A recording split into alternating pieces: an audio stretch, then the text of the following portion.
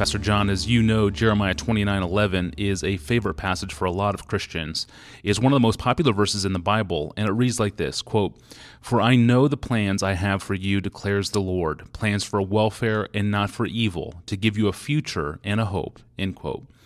Pastor John, can a Christian legitimately lay claim of an Old Testament promise like this one? Why or why not? Yes, Christians can lay claim to this, and they do it because of Christ. And here's the way I see it fitting together. That promise was spoken by God through Jeremiah in Jeremiah 29. Explicitly, it says, to the exiles in Babylon. If you start reading at the beginning of the chapter, they're in Babylon. 70 years is going to pass, but a hope and a future are coming for them. And so we Christians, we Gentiles especially, go to it and we love it because it holds out the prospect of not destruction for us, but life and hope and joy in the future. Now, the reason we can do it is because at the Last Supper, Jesus lifted up the cup, which represented his blood, and he said, "This cup is the new covenant in my blood."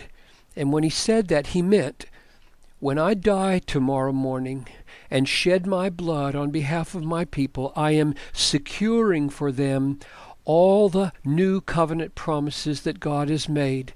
Everything that God meant to be fulfilled for his people Israel now is going to be fulfilled in his people of the new covenant, so that not only Jews but also Gentiles, through faith in the Messiah, become part of the covenant people of God, so that every promise can be laid hold on by Gentiles who are in the Messiah, in Christ Jesus. And we know that because in 2 Corinthians chapter 1, verse 20, Paul says all the promises of God are yes in Christ Jesus. And I think that's what's behind Romans 8:32, he who did not spare his own son, but gave him up for us, will he not with him, because of that sacrifice, give us all things freely?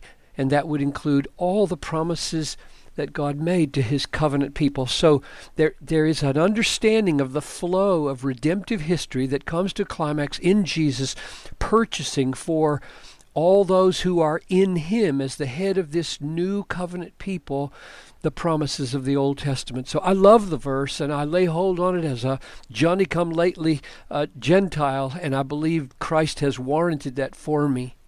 Thank you, Pastor John, and thank you for listening to this podcast. Please email your questions to us at AskPastorJohn@desiringgod.org.